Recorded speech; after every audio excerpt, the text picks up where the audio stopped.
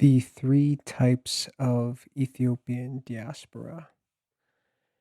Now, again, I said before, I'm from the United States, so a lot of my perspective is in the American context, but I think um, that the points I'll be making will still apply to places like, Canada, England, and Australia.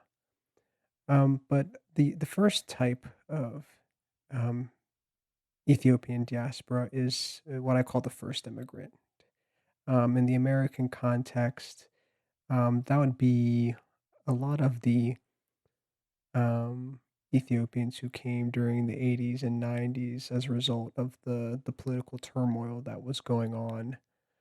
Um, and most, started out in the DC area, but as many of you know now, Ethiopians are spread out all over the place. Seattle, Denver, Dallas, so many cities.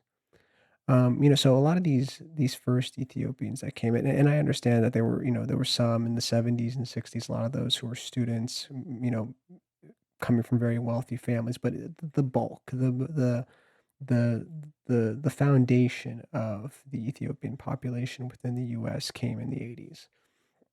So let's talk about this group. So a lot of them came when they were already, either teenagers or fully fledged adults in their 20s. They either came through some sort of refugee process. A lot came through, a normal process or, through DV or marriage, something like that. And this group, they fully view themselves as Ethiopian. I would say that there's no identity crisis here, as we'll talk about for the next two groups, but no identity crisis. They were fully formed, matured in Ethiopia. And something distinct about this first group is that they are very appreciative of America. They tend to be very patriotic regardless of what, um, party affiliation they currently have. They're very appreciative of being taken out of the situation that they were in during that time period in Ethiopia. So you'll notice that they really, they'll have the same normal criticisms anybody has of their politicians, but they really have a deep appreciation for how their lives turned out. That doesn't mean there's no positive things they can say about Ethiopia, but they typically they just they just have a sense of appreciation that, as we'll get to, in the next couple groups, that they have an appreciation of America that the other set of Ethiopian diaspora don't have.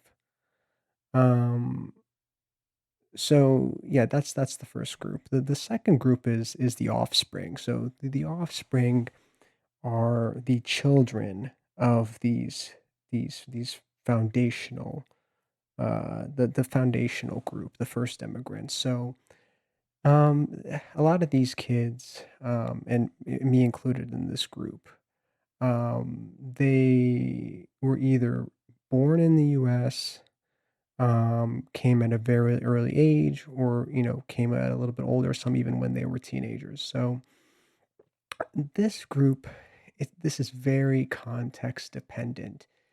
And their particular context will determine how mm, they view themselves as an Ethiopian. Some who were either born in the US or came at a very young age sort of lean towards being more American.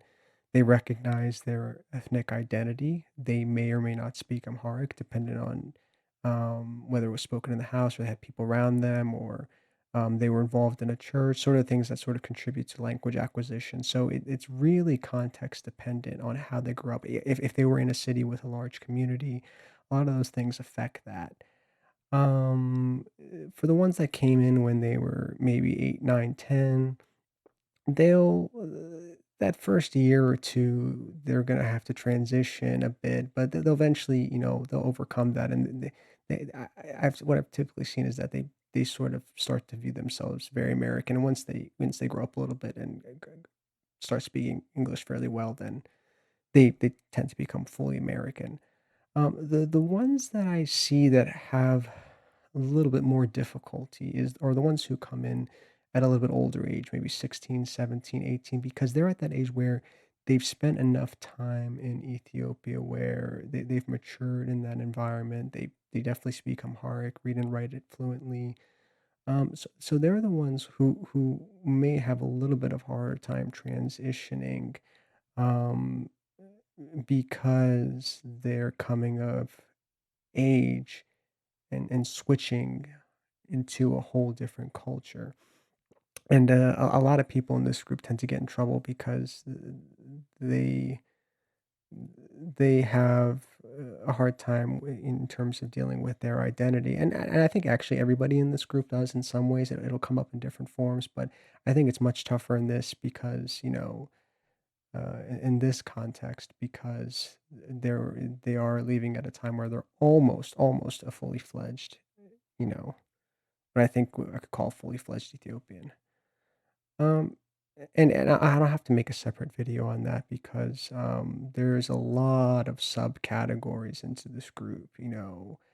Whether you grew up in a suburban area or an urban area, what faith background you come to. There's a lot of ways to break up this group and discuss it, but that'll have to be for another video. And then the last group, this is the third group. I would call this group the new immigrants. So same sort of process. They could be refugees. They could be coming through a normal a normal immigration process. This group typically fully views themselves as Ethiopian, but the problem is that, and this is my opinion, they seem a little less ecstatic about America itself as a country and are more excited about the opportunities that living in the West provides.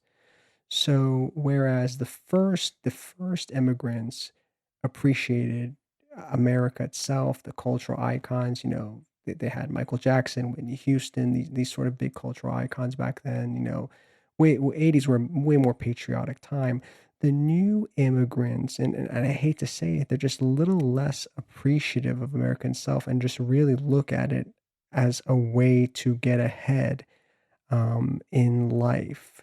And, they don't know what the first immigrants went through. I mean, there were no, Ethiopian restaurants, Ethiopian churches, places where you could buy, barbare and jera. Like that infrastructure had to be created by that first set of immigrants. So when these new immigrants come in, they see that everything's established for them. There's the community, there's people waiting for them maybe to give them some money. They have family to stay with those first couple months. So I think, the difference there is that a lot of things are already ready for them, prepared to start out their new life here. And obviously the situation in America is much different, so they might have a different view of the politics here, the culture, and all that. But I think the main distinction between this group and the first group is that both fully view themselves as Ethiopian, but the newer ones um, are really just looking at America as maybe a place to, um, you know, work, maybe build a house back home, something like that. And again, this isn't everybody, but this is just some trends that I've seen um, with this new crop of people coming into the states.